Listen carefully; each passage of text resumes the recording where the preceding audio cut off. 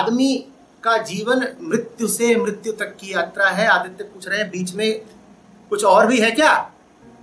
शुरू में मौत है, अंत में मौत है, बीच में कुछ और नहीं? बीच में भी मौत ही है बेटा। तुम मौत से मौत तक, मौत से होकर यात्रा करते हो, तो फिर तुम क्या हो? जीवित? नहीं, तुम मुर्दा हो। एक मुर्दा है जो मृत्यु से चला है, मृत्यु से होकर गुजर रहा है और मृत्यु तक पहुंचेगा। तो कुछ हुआ क्या? कुछ हुआ ही नहीं। इसलिए जानने वाले कहते हैं कुछ होता ही नहीं। मुर्दा ही चला था, मुर्दा ही चलता रहा और फिर मुर्दे की यात्रा समाप्त हो गई। तो कुछ हुआ ही कहां? कोई आए बोले फलाना मर गया, तो बोलो मर गया। ये जिया कब था? कुछ हुआ ही नहीं। खौफनाक बात ये कम है कि जो मर रहे हैं वो पहले से मरे हुए हैं। जानते हो और बड़ी खौफ की बात क्या है? जो पैदा होता है ना वो भी मुर्दा ही होता है। तुम उत्सव मनाते हो जन्म का, तुम कहते हो बधाई हो, घर में बच्चा पैदा हुआ। मुर्दा पैदा होता है, मुर्दा पैदा होता है, बच्चा नहीं पैदा होता। उसमें प्राण फूकने होते हैं और जन्म अवसर है उस मुर्दा बच्चे में प्राण फूक देने का। जन्म किसका हुआ है? मुर्दे का। और जीवन किस लिए मिला है? ताकि उस मुर्दे में प्राण फूक सको। लेकिन हम जीवन का उपयोग प्राणों हेतु नहीं कर पाते। प्राणों का कोई अनुसंधान होता ही नहीं। हम जैसे पैदा होते हैं वैसे ही मर भी जाते हैं। शमशान से शमशान तक यह आदमी का जीवन है। एक शमशान का नाम होता है जन्म स्थान, दूसरे शमशान का नाम होता है भूत बंगला। नाम भर का अंतर है। तो समझ में ऐसे हमें तो लगा था बच्चा जिंदा पैदा नहीं था, जिंदा गठरी पैदा हुई थी। गठरी पैदा हुई और फिर गठरी को ही तुमने अंततः जला दिया।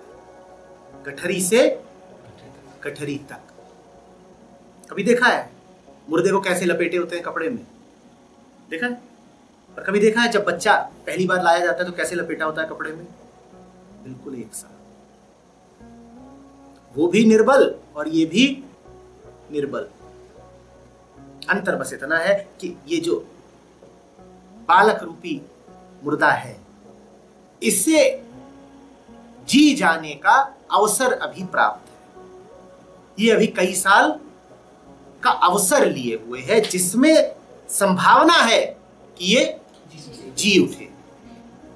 पर वो संभावना साकार हजारों लाखों में किसी एक की होती है। बाकी तो सब मरे आए थे, मरे गए। तो आदित्य मौका बीता जा रहा है, अवसर से चूक रहे हो।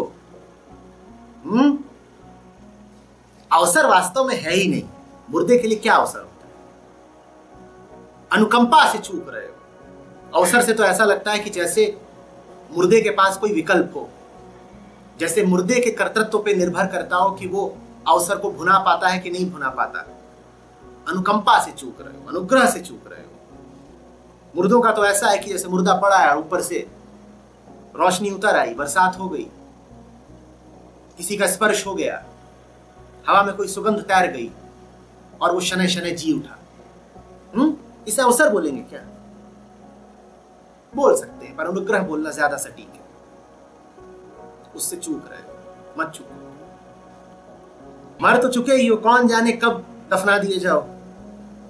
उससे पहले उठ भागो, नहीं तो सारी संभावना तुम्हारे साथ ही दफन हो जाएगी, जला दी जाएगी। जो पैदा होता है वो जड़ होता है। जीवित मात्र चैतन्य को कहा जा सकता है। शरीर भर हो तो तुम उसे जीवित बोलते हो क्या? जिन्हें तुम शमशान लाद जाते हो उनके पास भी क्या होता है? शरीर तो होता ही है। शरीर भर होने से जीवित हो गए। तो जीवित किसको मानते हो? जिसमें चेतना हो। और चेतना ये नहीं कि आंखें चल रही हैं और सांस चल रही है और मुंह चल रहा है तो चैतन्य हो गया। चैतन्य वो जो चेता हुआ है। चैतन्य वो जो सार असार का, सत्य असत्य का भेद करना जानता है। नहीं तो मुंह तो मुर्दे का भी चलाया जा सकता है, यात्रा तो मुर्दे की भी कराई जा सकती है। सचेत वो जो होश में और बेहोशी में अंतर जानता है, भ्रम और सत्य में अंतर जानता है। ये जो बच्चा पैदा होता है जानता है, ये नहीं जानता है, तो इसको जड़ पदार्थ ही कहना ज्यादा उचित होगा। छोटा जो पैदा होता है वो तो अपने संस्कारों का गुलाम है। कौन से संस्कार? सामाजिक नहीं, दैहिक। उसकी तो जैसी देह है ऐसा वो जीता है। छोटा सा एक बच्चा देह के अलावा कुछ होता ही नहीं। उसके दो ही काम है, खाना और निकालना। एक नली सी है वो, उस नली के एक छोर पर उसमें भोजन जाता है और दूसरे छोर से मल बाहर आता है। इसके अलावा कुछ करता नहीं दिन भर। उसको तुमने क्या ध्यान करते देखा है, पढ़ते देखा है, दौड़ लगाते देखा है, जगत के विषय में विचार करते देखा है? उसको तो एक चीज देहवश पता है, भोजन। बाकी सारी क्रियाएं अपने आप चल ही रही हैं। सांस चल रही है, हृदय चल रहा है, पाचन चल रहा है। और जब पैदा हुआ है तो बहुत सारी वृत्तियां लेके पैदा हुआ है। उसके पास तुम जाओ और बोलो हु, तो क्या करेगा? रोएगा। ये तुम्हें सिखाना नहीं पड़ा, ये उसकी देह में बैठी हुई है बात कि कोई बोले हु तो रो पड़ो। तो इसको चैतन्य बोलना तो ठीक नहीं है, वो भेद ही नहीं कर पाएगा। उसकी माँ भी उसके पास लाड़ में जाए और बोल दे हु, तो क्या करेगा? रो ही पड़ेगा। और जैसा ये बच्चा पैदा होता है ऐसा ही ये अपना पूरा जीवन बिताता है। बस पहले कुछ वृत्तियां अभिव्यक्त थीं और कुछ सुप्त थीं। जैसे जैसे वो जीवन यात्रा में आगे बढ़ता है, मृत्यु यात्रा में आगे बढ़ता है, वैसे वैसे वो अभिव्यक्तियां, वो वृत्तियां भी जो प्रसुप्त थीं जागृत हो जाती हैं। छोटे बच्चे में काम नहीं होता। छोटे बच्चे के बगल में छोटी बच्ची बैठा दो, बलात्कार नहीं कर देगा। अभी उसकी वासना प्रसुप्त है।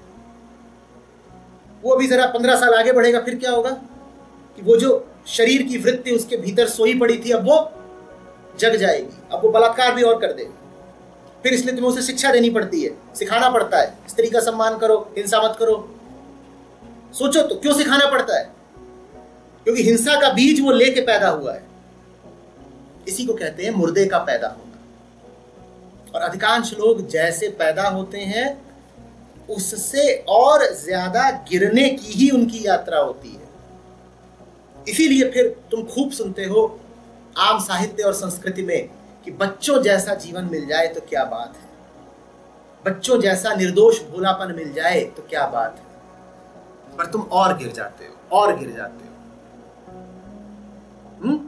बालक में तो वृत्तियां थोड़ी सी प्रसुप्त है, प्रच्छन्न है, दबी हुई है। जैसे जैसे आगे बढ़ते हो वैसे वैसे वो कचरा भी जो सोया पड़ा था वो प्रकट हो जाता है। तुम्हें शिक्षा मिलती है, तुम्हें सामाजिक संस्कार मिलते हैं और वो मरीज की हालत और खराब कर देते हैं, मुर्दे की हालत और खराब कर देते हैं। अभी मुर्दे को दवाई दी जा रही है और मुर्दा मुर्दे से मुर्दातर होता जा रहा है, more dead than the dead. और ये जो मरे से मरा आदमी है, फिर ये एक दिन जब मरता है तो तुम शोक मनाते हो, कहते हो मर गया। गजब है। उसमें चैतन्य जगा कब? चैतन्य जगा कब? जिनमें चैतन्य जगा हो उनको मान लो कि वो जिए। जिसका चैतन्य जगा ही नहीं वो तो चलती फिरती लाश है। और अब तो तकनीक बहुत बढ़ गई है, लाशों में भी भीतर तो मशीन इत्यादि लगा दो तो चलने फिरने लगेंगी। वेंटिलेटर और क्या होता है? जो वेंटिलेटर पर पड़ा हो कभी मर नहीं सकता, तुम्हें हटाना पड़ता है। चिकित्सक आगे पूछते हैं, कहते हटा दे, मुर्दा तो है लेकिन अब सांस ले रहा है वो। तकनीक और बढ़ जाएगी, 2-4 रॉड लगानी है, एक चिप लगानी है और मुर्दा चलना फिरना, बात करना, खाना पीना सब शुरू कर देगा। चैतन्य नहीं आएगा, लेकिन उसमें होश नहीं आएगा, सत्य के प्रति प्रेम नहीं उठेगा उसमें, समाधि की आकांक्षा नहीं उठ जाएगी उसमें, उपनिषदों और गीता का अर्थ नहीं करने लग जाएगा। बड़े से बड़े कंप्यूटर के सामने तुम रख दो अयम आत्मा ब्रह्म और कहो कि बता, अर्थ बता। और आज नहीं, अगर इंसान बचा रहा तो आज से 50,000 साल बाद भी तुम्हें जो कंप्यूटर बनाना हो बना के उससे कहना कि बता तत्त्वम असि का अर्थ बता, वो अनुवाद कर देगा। करोड़ भाषाओं में पल भर में अनुवाद कर देगा। लेकिन समझ कभी नहीं पाएगा। जो समझ जाए वो जिंदा, जो समझ ना पाए वो मुर्दा। इसलिए शंकर कह रहे हैं कि मृत्यु से मृत्यु तक की यात्रा करते हो तुम, क्योंकि समझ तो तुम कभी भी नहीं पाए। ना समझ पैदा हुए थे, ना समझ चलते रहे और ना समझी में ही नष्ट हो गए। जीवित होने की संभावना के बिना तुम मुर्दे कहला ही नहीं सकते। समझो बात को। कभी बोलोगे ये कप मुर्दा है? बोलोगे ये मुर्दा है? मुर्दा उसी को बोलोगे ना जिसमें जीवन की संभावना थी, बीज था। तुम्हें अगर बार बार बोल रहा हूं तुम मुर्दे ही हो, तो इसका अर्थ क्या है? कि तुम में जीवन की संभावना है। इसको थोड़ी बोल रहा हूं कि ये मुर्दा पैदा होता है, मुर्दा ही खत्म हो जाता है। इसका क्या है? इसकी तो संभावना ही नहीं थी, तुम्हारी थी। इसीलिए तुम्हारी बात करते हुए बुद्धजन द्रवित हो जाते हैं, फिर अपना जीवन झोंक देते हैं तुम्हारी मदद के लिए, क्योंकि तुम में संभावना थी और वो संभावना फलित नहीं हो पाई।